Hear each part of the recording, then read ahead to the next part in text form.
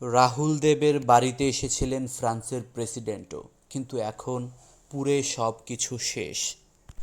আমি ও আমার স্ত্রী দুজনই পুরনো মানুষ, পুরনো বাড়ি, পুরনো বৃক্ষ, পুরনো সংস্কৃতিকে খুব ভালোবাসি। পুরনো সব কিছুই আমাদের টানে।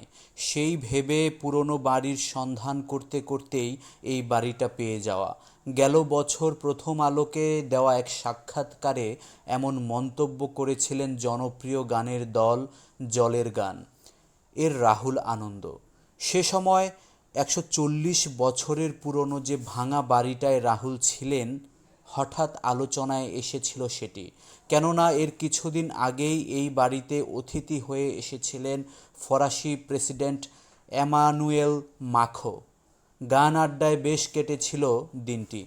সেদিন ছিল ১০ সেপ্টেম্বর ২০২৩, রোববার। সেদিন ছিল আনন্দের উৎসবের।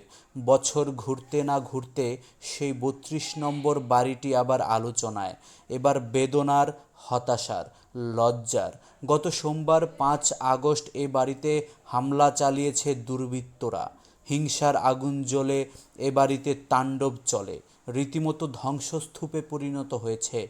সেখানে বাদ্যযন্ত্র, আসবাব সব কিছু ভেঙে ফেলা হয়েছে। ব্যাপক লুটপাট চালানো হয়। ঘর থেকে ল্যাপ তোশকও নিয়ে যেতে দেখা যায়। এসিও খুলে নিয়ে যায় লুটপাটকারীরা। এমন ঘটনায় আমরা প্রিয়াঙ্কা তীব্র নিন্দা জানাচ্ছি। বন্ধুরা, আপনাদের মতামত অবশ্যই জানাতে ভুলবেন না। আর আমাদের ভিডিওটি যদি আপনাদের ভালো লেগে থাকে তাহলে অবশ্যই লাইক, কমেন্ট এবং শেয়ার করবেন। আর আমাদের চ্যানেলটিকে সাবস্ক্রাইব করে আমাদের পাশেই থাকবেন। ধন্যবাদ।